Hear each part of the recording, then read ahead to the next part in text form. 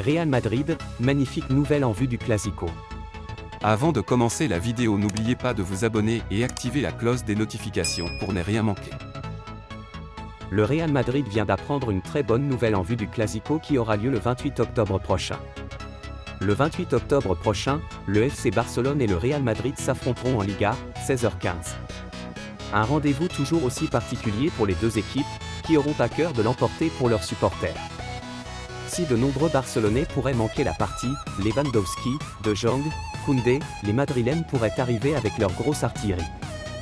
D'ailleurs, une bonne nouvelle vient de tomber pour Carlo Ancelotti et son équipe. Nacho sera présent contre le Barça.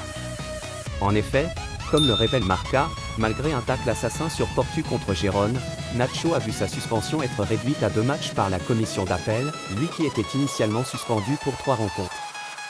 Alors qu'il a déjà purgé un premier match contre Osasuna, il en fera de même ce week-end contre l'Athletic Bilbao. Conséquence de tout cela, il sera bien présent pour le déplacement en Catalogne contre le Barça. Un renfort de poids pour Carlo Ancelotti, qui devrait pouvoir compter sur 3 défenseurs centraux, Alaba, Rudiger, Nacho. Pour résumer, le Real Madrid vient d'apprendre une très bonne nouvelle en vue du Clasico qui aura lieu le 28 octobre prochain. En effet, comme le révèle Marca, malgré un tacle assassin sur Portu contre Gérone, Nacho a vu sa suspension être réduite à 2 matchs par la commission d'appel, lui qui était initialement suspendu pour 3 rencontres. Le nom du Ballon d'Or 2023 est connu. Le 30 octobre prochain, on connaîtra officiellement le nom du lauréat du 67e Ballon d'Or France Football. À moins de 2 semaines de la révélation de celui qui va succéder à Karim Benzema au palmarès, Sport assure dans ses colonnes détenir le nom du gagnant du trophée individuel le plus convoité du football. Et à en croire le quotidien espagnol et sans que cela fasse le moindre doute à ses yeux, le grand vainqueur sera Lionel Messi, 36 ans. Si la prédiction du quotidien catalan s'avère exacte, il s'agira du premier trophée décerné à un joueur qui n'évolue pas en Europe. Malgré une saison chaotique au PSG, celui qui a signé il y a quelques mois en MLS du côté de l'Inter Miami pourrait obtenir son 8e Ballon d'Or, un record absolu dans l'histoire du trophée, principalement obtenu grâce à une Coupe du Monde remportée sur le fil face à la France. Un coup dur forcément pour Erling Haaland qui a tout gagné avec Manchester City et même pour Kylian Mbappé, meilleur buteur du dernier mondial 2022 et auteur d'un triplé en finale contre l'Argentine de Lionel Messi. Espagne, Rodri lance un énorme défi à Busquets. Sergio Busquets a fait beaucoup d'héritiers par son jeu. L'ancien joueur du FC Barcelone continue d'être une source d'inspiration pour plusieurs joueurs qui évoluent à son poste. C'est le cas de Rodrigo Hernandez Cascante. Le milieu de terrain espagnol et de Manchester City a accordé mercredi une longue interview à la radio espagnole Cadena Cop, dans laquelle il a aussi fait l'éloge de Pep Guardiola et de son ancien coach, Diego Simeone. Ancien joueur de l'Atlético de Madrid, Rodri est allé loin jusqu'à avouer même que l'entraîneur catalan a été le plus influent dans sa carrière jusqu'à présent, c'est l'entraîneur qui a eu le plus d'influence sur ma carrière. Il m'a amené à un niveau que je ne pensais pas pouvoir atteindre. Quand on s'habitue à être avec lui, je me dis pourquoi ils ne font pas ça, je vois tout beaucoup plus facilement.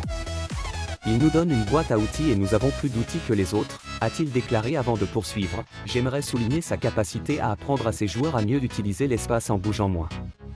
Il y a peu de joueurs qu'il n'a pas amenés au sommet. L'un des artisans du fameux triplé réalisé par Manchester City la saison écoulée, Rodri a aussi fait l'éloge de Diego Simeone, qu'il a entraîné chez les Rojiblancos de l'Atlético de Madrid. Oui. Simeone m'a aussi amené à un niveau de football que je n'avais pas, à la compétitivité, à la fin, et j'ai beaucoup grandi avec lui.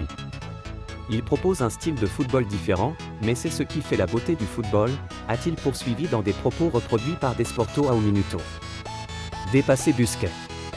Considéré par beaucoup comme le meilleur milieu de terrain du monde actuel, notamment après avoir pris la place de Sergio Busquets en équipe nationale d'Espagne, Rodri assure qu'il a des objectifs encore plus élevés. Je veux être meilleur que lui, et nous parlons du meilleur avant-centre de tous les temps. Tout ce qui viendra sera bon, être plus proche est déjà bon, conclut-il. Âgé de 27 ans, Rodri a une armoire à trophées bien remplie avec les titres remportés à l'Atlético et surtout à Manchester City.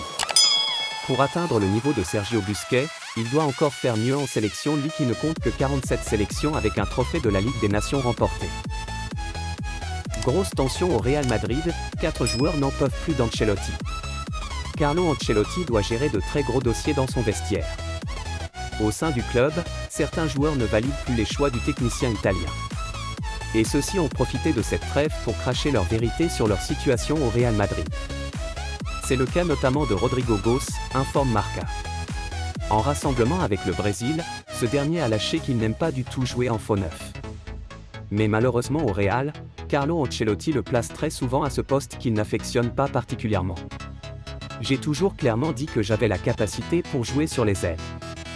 Je n'aime tout simplement pas jouer neuf, même si je dois le faire dans mon club. J'ai plus de liberté de mouvement avec le Brésil, a déclaré Rodrigo. En dehors du Brésilien, il y a Eduardo Camavinga, le jeune milieu de terrain français. S'il dit être disponible pour aider le club à tout moment à n'importe quel poste, il faut croire que Carlo Ancelotti a pris cela comme une habitude de l'aligner en position de latéral. Alors qu'il est contraint d'accepter de dépanner dans ce rôle au Real, avec l'équipe de France, ce dernier a aussi ouvertement déclaré qu'il n'aime pas jouer dans cette position. Il veut retrouver son poste de prédilection au Real. L'autre joueur qui a lâché des mots forts, c'est Aurélien Tchouaméni. Pour le dernier match du Real Madrid avant la trêve, ce dernier a été aligné en défense centrale. À la fin du match, il disait à Rudiger de ne pas prendre ça comme une habitude. Mais dans son cas, Marca indique qu'il ne devrait pas être un problème pour Ancelotti. Ce n'était que pour un seul match qu'il a été sollicité à ce poste, sauf si entre-temps, Carlo Ancelotti prévoit de le faire jouer souvent là, comme il l'impose à Camavinga en latéral. Le dernier, et le plus menaçant, c'est Luka Modric. Titulaire indiscutable avec la Croatie, le maestro du milieu de terrain du club merengue a perdu sa place. Il joue désormais très peu et doit faire face à la concurrence avec les jeunes. Des rumeurs annoncent d'ailleurs qu'il pourrait quitter en janvier si sa situation ne change pas. Au pire des cas, il va finir son contrat et quitter librement en fin de saison. Il est notamment sollicité en MLS par l'Inter Miami. Real Madrid, Endrick va bien récupérer le numéro de 9 de Karim Benzema. Recruté à prix d'or par le Real Madrid, Endrick connaît pourtant une saison irrégulière avec Palmeiras, 8 buts et une passe décisive en 42 matchs toutes compétitions confondues. Une situation qui ne semble pas inquiéter la Casablanca, toujours aussi confiante quant au potentiel du jeune crack brésilien de 17 ans.